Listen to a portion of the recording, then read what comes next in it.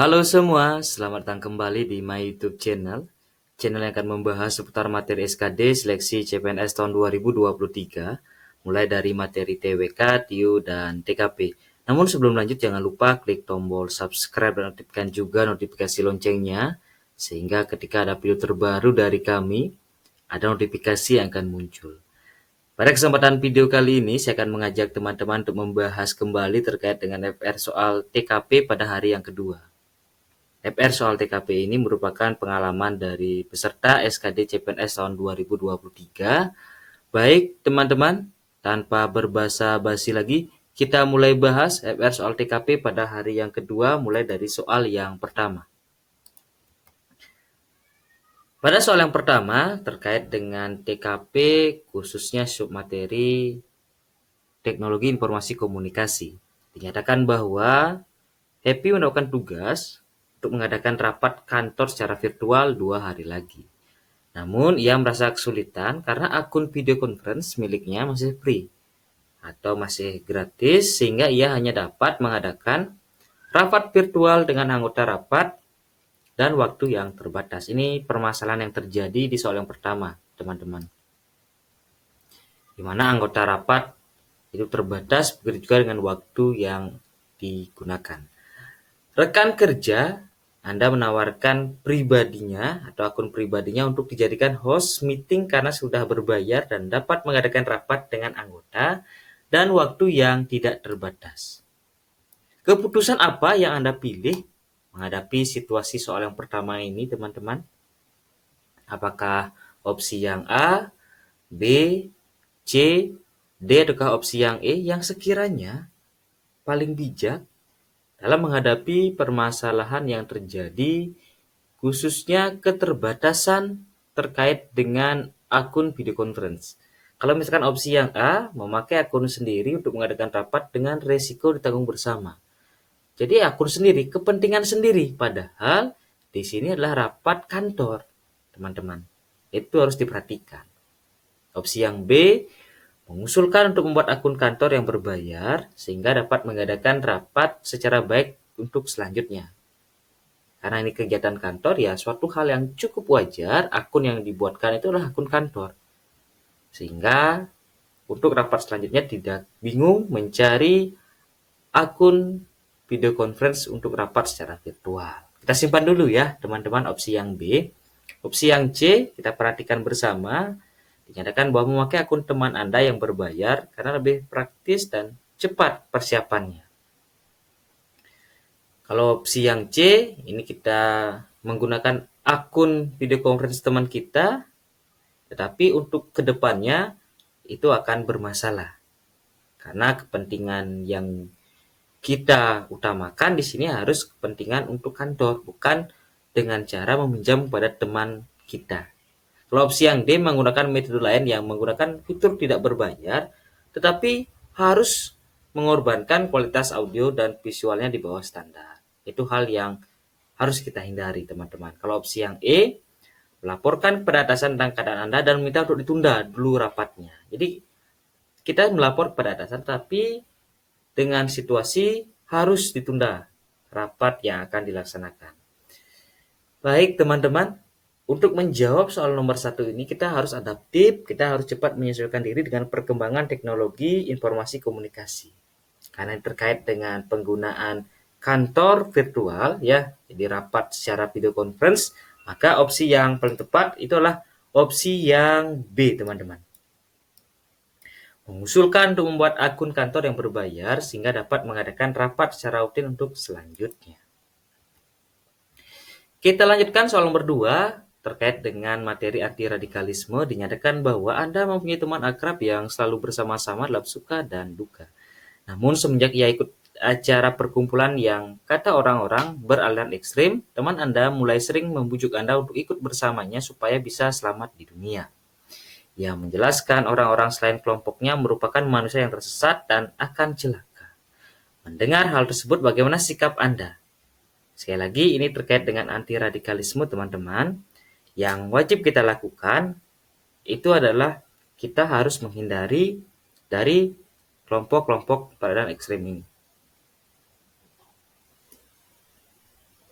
Opsi yang paling tepat, teman-teman, apakah opsi yang A, B, C, D, ataukah opsi yang E, yang sekiranya mampu kita gunakan untuk menanggapi terkait dengan sikap yang dilakukan oleh teman kita yang sudah beraliran ekstrim atau mengarah kepada radikalisme.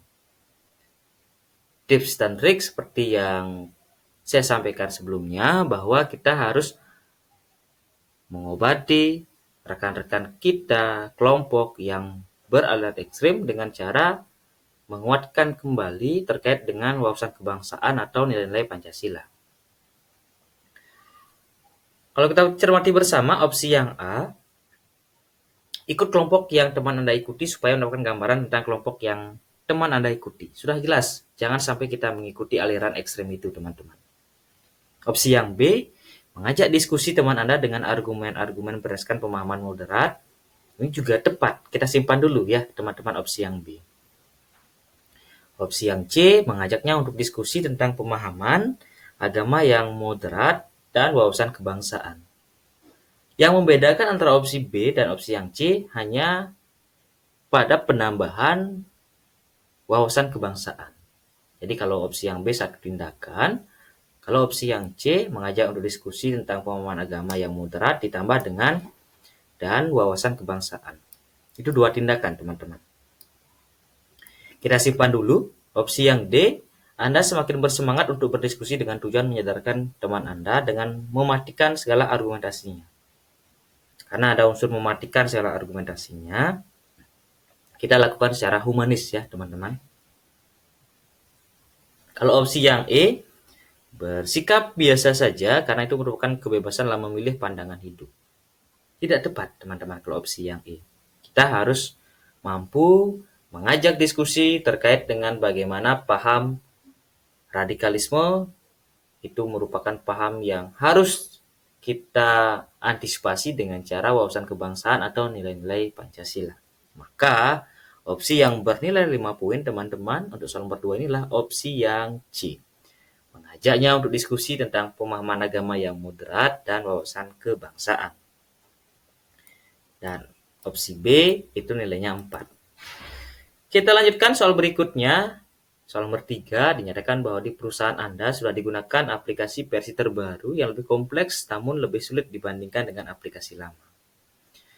Cukup lama bagi Anda untuk beradaptasi dengan aplikasi versi tersebut karena memang ada banyak sekali pembaruan. Sikap Anda, apakah opsi yang A, B, C, D, ataukah opsi yang E, teman-teman? Silahkan dipilih yang mana sekiranya merupakan opsi dengan nilai 5 poin. Untuk menjawab soal nomor 3 ini, tips dan triknya kita harus adaptif terkait dengan perkembangan teknologi, informasi, komunikasi. Jangan sampai kita anti terkait dengan aplikasi versi terbaru, kemudian bagaimana terkait dengan perubahan pembaruannya, itu harus kita cepat menyesuaikan diri. Maka kalau kita analisis bersama opsi yang A, terus menggunakan aplikasi yang lama sudah sangat jelas itu kurang tepat. Kalau opsi yang B, mengadakan protes tetap menggunakan aplikasi lama juga tidak ada kaitannya dengan adaptasi. A dan B itu kurang tepat. Kalau opsi yang C, memakai aplikasi baru walaupun dalam hati masih ada perasaan untuk menggunakan aplikasi lama. Opsi yang C, ini kita sudah berusaha menggunakan aplikasi baru, tapi ada konteks di dalam hati kita belum sepenuhnya menggunakan aplikasi atau perasaan yang secara ikhlas dalam menggunakan versi terbaru tersebut, teman-teman. Kalau opsi yang D, mencoba memahami aplikasi baru karena tentunya menguntungkan karena lebih kompleks. Kita simpan dulu ya opsi yang D. Kita perhatikan opsi yang E, memakai aplikasi baru namun terkadang sekali mencoba memakai aplikasi lama. Sekali lagi, kita harus pilih terkait dengan adaptif, terkait dengan pembaruan di bidang teknologi. Maka opsi yang tepat adalah opsi yang D, teman-teman.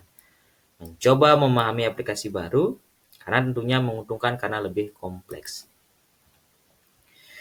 Kita lanjutkan soal nomor 4, teman-teman, terkait dengan submateri jejaring kerja.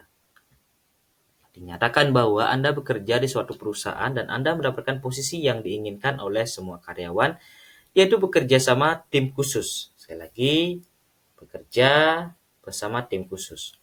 Tim khusus ini selalu diberikan target yang cukup sulit, teman-teman, namun selalu dapat menyelesaikannya dengan baik. Kemudian ditanyakan di soal nomor 4 ini, untuk memenuhi target yang diberikan kepada tim, yang akan saya lakukan adalah, sekali lagi, diberikan target kepada tim ya. Ini adalah berbentuk tim, maka opsi yang paling tepat apakah opsi yang A, B, C, D, ataukah opsi yang E yang sekiranya mampu menjadi poin 5. Kalau kita cermati bersama teman-teman, opsi yang A memberikan bantuan dan kontribusi ala kadar, itu sudah sangat jelas, bukan poin maksimal. Kalau opsi yang B memberikan bantuan yang maksimal agar terpenuhi atau agar target kita terpenuhi, itu hal yang bersifat baik ya teman-teman, tapi kita simpan dulu. Kalau opsi yang C seminimal mungkin, nah ini kita membantu atau berkontribusi tapi terkait dengan hal yang bersifat sedikit atau seminimal mungkin. Kalau opsi yang D, bekerja sama dengan anggota lain untuk mencapai target yang diberikan. Ini hal yang cukup baik ya opsi yang D. Tapi kita simpan dulu, kita perhatikan opsi selanjutnya, opsi yang E. Segera menyusun rencana untuk menyelesaikan tugas saya. Wah, kalau kita cermati ya teman-teman, antara opsi B, opsi D, opsi E, ini tipis sekali perbedaannya atau tingkat kemiripannya sangat tinggi. Selain opsi A dan opsi yang C sudah kita abaikan.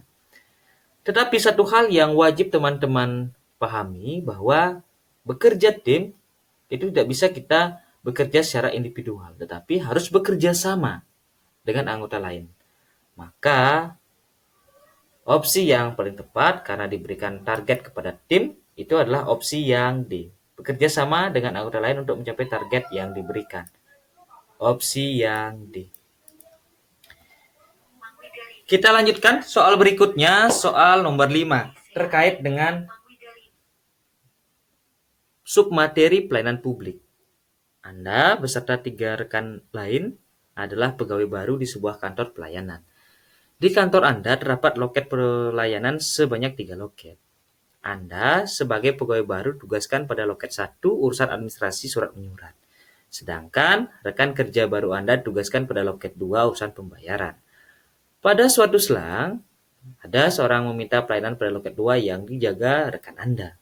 Anda mendapati pelayanan rekan Anda terhadap orang tersebut secara tidak ramah. Sekali lagi, teman kita melayani di loket yang kedua tidak ramah dan cenderung malas-malasan. Padahal pelayanan rekan Anda sebelum seseorang tersebut datang tampak ramah dan melayani.